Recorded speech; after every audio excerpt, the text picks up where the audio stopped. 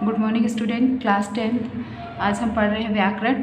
व्याकरण में आज हम पढ़ रहे हैं चैप्टर 8 वाक्य के प्रकार, पेज नंबर 106। ठीक है, तो पहले आज हम जानेंगे कि वाक्य किसे कहते हैं। वाक्य जो है शब्दों के सार्थक समूह को वाक्य कहते हैं। ठीक है, और आप वाक्य के दो अंग होते हैं। वाक्य के दो अंग होते हैं, एक उद्देश्य और दूसरा विधेय। ठीक है, आज हम वाक्य के बारे में ही पढ़ेंगे। भक्तिगण मंदिर जाते हैं। शोभिका भी अपनी दादी जी के साथ प्रतिदिन शिवालय जाती है। आज वे मंदिर नहीं गई। मंदिर से वापस आकर दीदी ने शोभिका से पूछा, बेटी तुमने आज मंदिर न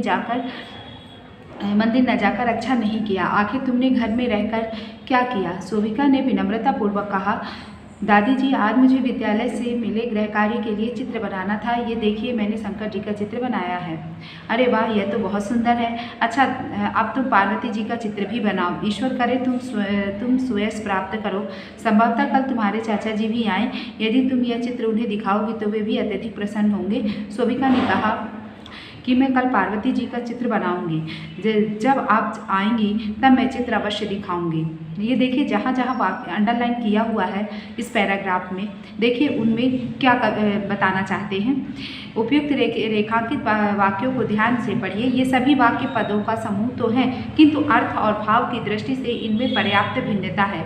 कोई वाक्य आश्चर्य से युक्त है तो कोई नकारात्मक है, तो कोई वाक्य संदेह की स्थिति बता रहा है, तो कोई संकेत देते हुए कार्य की परिणति दर्शा रहा है। इस प्रकार रचना और अर्थ के आधार पर वाक्यों के अनेक प्रकार हैं। तो आज हम वाक्य के भेद पढ़ेंगे। तो वाक्य के भेद होते हैं दो, अर्थ के आधार पर और रचना के आधार पर। इससे पहले मैंने आपको अभी बताया कि वाक्य के दो अंग होते हैं, उद्देश्य और विधेय। तो अंग और भेद में अंतर होता है।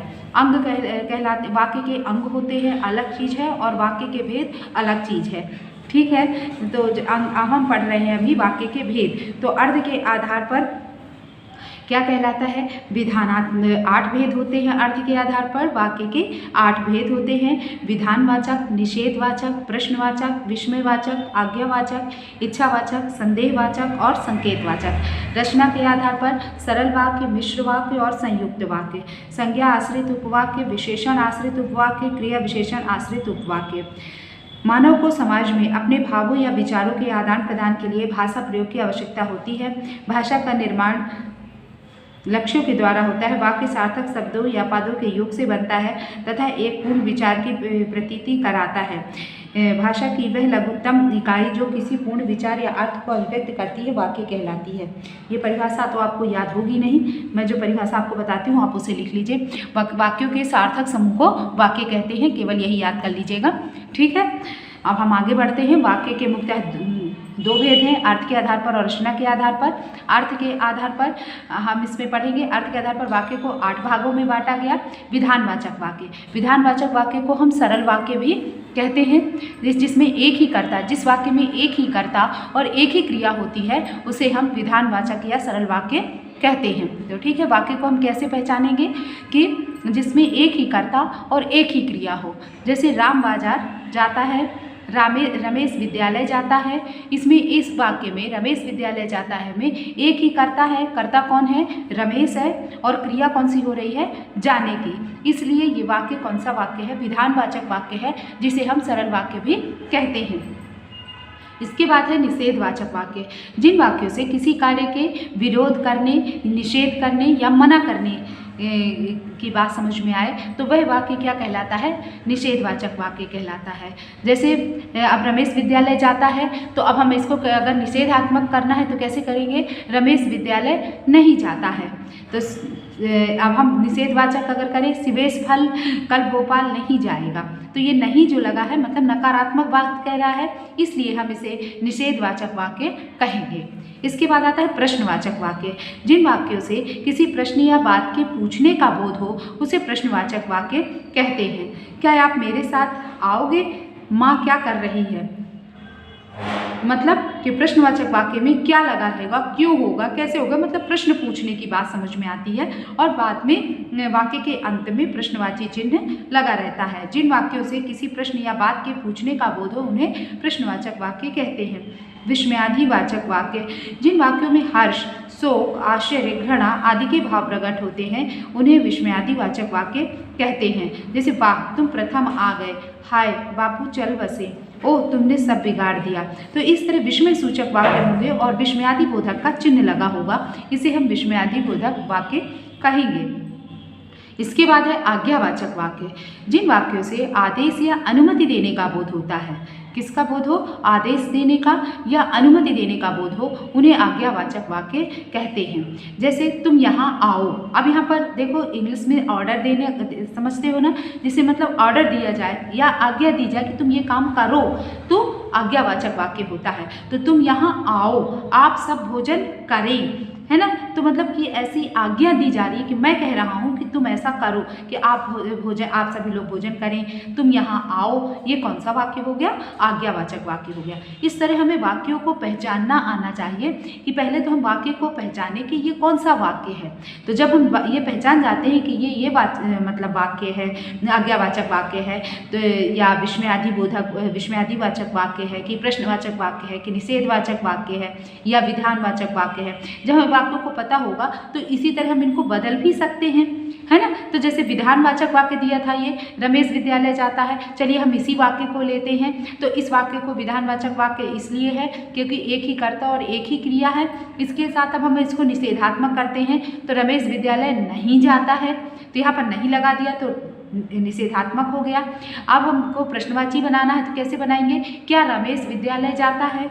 इसी तरह अब हमको विस्मयादिबोधक बनाना है तो अरे रमेश विद्यालय जाता है, ऐसा बना सकते हैं। आज्ञावाचक बनाना है तो कैसे बनाएंगे? रमेश विद्यालय जाओ, ऑर्डर हो गया, है ना। तो रमेश विद्यालय जाओ मतलब आज्ञावाचक वाक्य हो गया। इसके बाद आता है इच्छावाचक वाक्य, जिन वाक्यों से वक्ता की इच्छा, शुभकामना, आशीर्वाद आदि भाव का बोध होता है उन्हें इच्छावाचक वाक्य कहते हैं। इच्छावाचक वाक्य समझ में आया? जिन वाक्यों से वक्ता की इच्छा, शुभकामना, आशीर्वाद आदि का भाव का बोध हो उन्हें इच्छावाचक वाक्य कहते हैं। तो मतलब वक्ता की इच्छा पता चले तो क्या कहलाएगा? इच्छावाचक वाक्य कहलाएगा। समझ में आया? ईश्वर करे आप शीघ्र स्वस्थ हो जाएं, है ना। तो नव संवत्सर मंगलमय हो, तो वक्ता की इच्छा हो, शुभकामना हो या आशीर्वाद हो, तो रमेश विद्यालय जाओ। ये हो गया कौन सा? आज्ञावाचक वाक्य। इच्छा रमेश विद्यालय जाए, रमेश विद्यालय जाए अगर हम कह दें तो कौन सा वाचक हो जाएगा? इच्छावाचक वाक्य हो जाएगा। मतलब ये मेरी इच्छा है कि रमेश विद्यालय जाए, समझ गए। तो इसलिए यहाँ पर होगा क्या बन जाएगा? ये इच्छावाचक वाक्य बनेगा। इसके बाद आता है संदेहवाचक वाक्य, जिन वाक्यों में किसी कार्य के होने में संदेह हो, जिन वाक्यों में किसी कार्य के करने में संदेह होता है उसे संदेहवाचक वाक्य कहते हैं। संदेहवाचक वाक्य कहते हैं जैसे संभवतः आज मैं दिल्ली जाऊं, मैं आज वे आज वाराणसी पहुंच गए होंगे, तो संदेहवाचक वाक्य हो गया। फिर इसके बाद संकेतवाचक वाक्य आता है, जिन वाक्यों से एक क्रिया के दूसरी क्रिया पर निर्भर होने का बोध होता है उन्हें संकेतवाचक वाक्य कहते हैं। मतलब एक क्रिया दूसरी क्रिया पर निर्भर होती है तो उसे हम क्या कहेंगे? संकेतवाचक वाक्य कहेंगे। मतलब एक क्रिया दूसरी क्रिया पर निर्भर होती है, मतलब एक वाक्य तभी पूरा होता है जब दूसरा वाक्य पूरा हो जाता है। तो हम मतलब एक क्रिया दूसरे पर ही निर्भर होती है। एक बार जैसे लिखा हुआ है अभी वर्षा हो जाती तो फसल बच जाती, मतलब अभी वर्षा हो जाती ये एक वाक्य है और एक ये है तो फसल बच जाती। तो एक क्रिया दूसरी क्रिया पर निर्भर है, वर्षा होने पर ही फसल बचती है ना। तो एक क्रिया दूसरी क्रिया निर्भर होती है, इसलिए इसको संकेतवाचक वाक्य कहते हैं। बाकी सब तो आसानी से समझ में आ जाता है। विधान मतलब एक वाचक वाक्य सरल वाक्य जैसा है, तो सरल वाक्य की हम परिभाषा जानते हैं कि इसमें क्या होगा कि एक ही कर्ता और एक ही क्रिया होगी, ठीक है। इसके बाद निषेध में हम आते हैं, तो निषेध में मतलब मना करना कह रहा है, प्रश्नवाची में प्रश्न पूछ रहा है, विस्मयात में आश्चर्य प्रकट कर रहा है, आज्ञा में और मतलब आज्ञा दे रहा है, और इच्छा में अपनी इच्छा व्यक्त कर रहा है, संदेह में संभवता लगा है या शायद लगा है तो संदेश प्रकट करेगा। सबसे जो थोड़ा सा सोचने मतलब डाउट में आ सकते हो आप, तो वो है संकेतवाचक वाक्य में। तो संकेतवाचक वाक्य में आपको ध्यान रखना है कि इसमें एक जो क्रिया होती है दूसरी क्रिया पर निर्भर होती है, एक क्रिया दूसरी क्रिया पर निर्भर होती है, उसे हम क्या कहते हैं, संकेतवाचक वाक्य कहते हैं। ठीक है, इस तरह ये आपके वाक्य के अर्थ के आधार पर 8 भेद हो गए।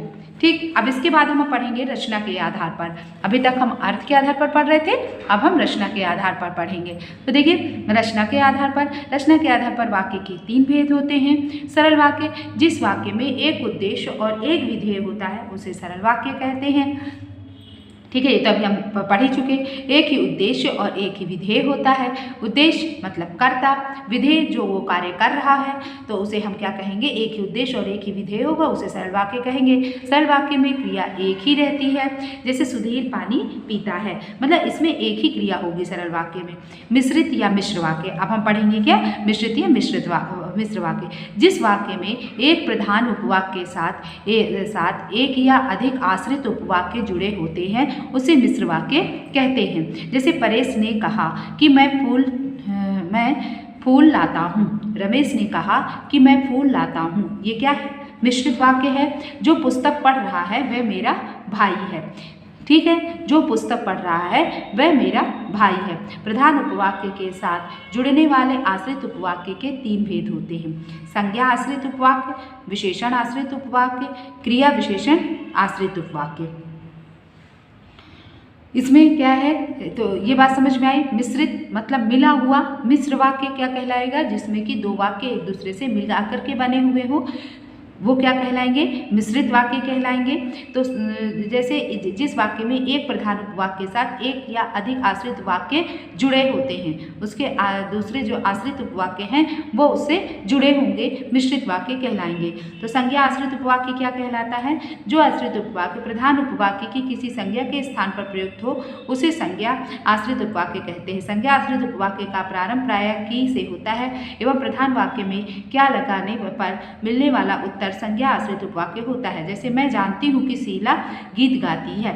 हम सब जानते हैं कि रामचरितमानस के रचयिता गोस्वामी तुलसीदास जी हैं। इसी तरह विशेषण आश्रित उपवाक्य, जो आश्रित उपवाक्य प्रधान उपवाक्य की संज्ञा सर्वनाम की विशेषता बताते हैं उन्हें विशेषण आश्रित उपवाक्य कहते हैं। विशेषण आश्रित उपवाक्य का प्रारंभ प्रायः जो, जिसे, जिसने, जिसका, जितने आदि से होता है। कभी कभी प्रधान उपवाक्य आश्रित उपवाक्य द्वारा 2 भागों में बांटा जा सकता है। जैसे वही सफलता प्राप्त करता है जो परिश्रम करता है। क्रिया विशेषण आश्रित उपवाक्य, जहाँ आश्रित उपवाक्य प्रधान उपवाक्य की क्रिया की विशेषता बताता है क्रिया विशेषण आश्रित उपवाक्य कहते हैं। क्रिया विशेषण आश्रित उपवाक्य का प्रारंभ क्योंकि, ताकि, जब, यदि, जहाँ, जैसे, ज्यों आदि से होता है तथा क्रिया विशेषण आश्रित उपवाक्य प्रायः प्रधान उपवाक्य से पहले आता है। ठीक है, इस तरह ये संज्ञा आश्रित वाक्य, विशेषण आश्रित उपवाक्य और क्रिया विशेषण आश्रित उपवाक्य होते हैं। अब इसके बाद हम पढ़ेंगे संयुक्त वाक्य, जिस वाक्य में 2 या 2 से अधिक सरल वाक्य या अथवा मिश्र वाक्य योजकों द्वारा जुड़े हों संयुक्त वाक्य कहलाते हैं।